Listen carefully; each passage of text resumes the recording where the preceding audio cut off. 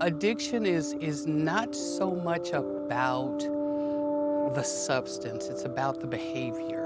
And those behaviors come from their coping mechanisms. It's behavior health, and it takes in everything, the anxiety, the shame, the guilt, all of those things that are wrapped around this substance that gave them power. The type of person my mom was, I never associated death with her. She always opened her door up to anybody. Like, the friends and family would say, oh, your mom always took in stray dogs. And she just accepted everyone. Like, it doesn't matter, flaws and all. She just had this fascination with wigs, and every color, every style, and most of them we made fun of. She would take a picture every day, a different picture, and post it on Facebook or social media. And she had this Afro wig that I hated so much. And then I ended up wearing my hair just like that for her funeral, and everybody made fun of me for that.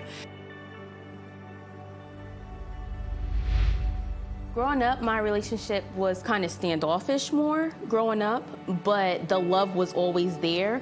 I didn't like the lifestyle she was choosing, so I was more ashamed of that. In my head, it was just like, okay, well, if she's choosing this lifestyle over her kids, like, does she not love us enough? But as I got older, I realized, no, that was never it. Overall, my mom is like a very strong person. So she went through a lot growing up. Like, you know, she just always did what she had to do to survive. I always felt like I had to start off with being that protector type, and being that I had we had a lot of siblings and everything, so I would always be there with them and, to help them. And I kind of always felt like when she was, living her lifestyle, I kind of took over the role.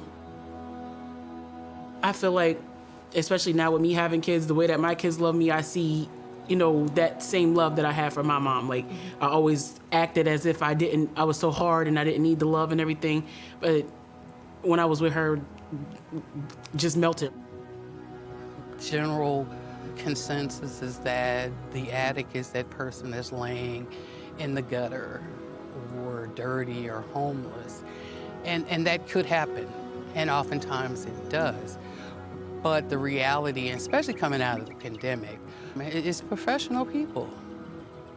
Like me, could I be the face of addiction?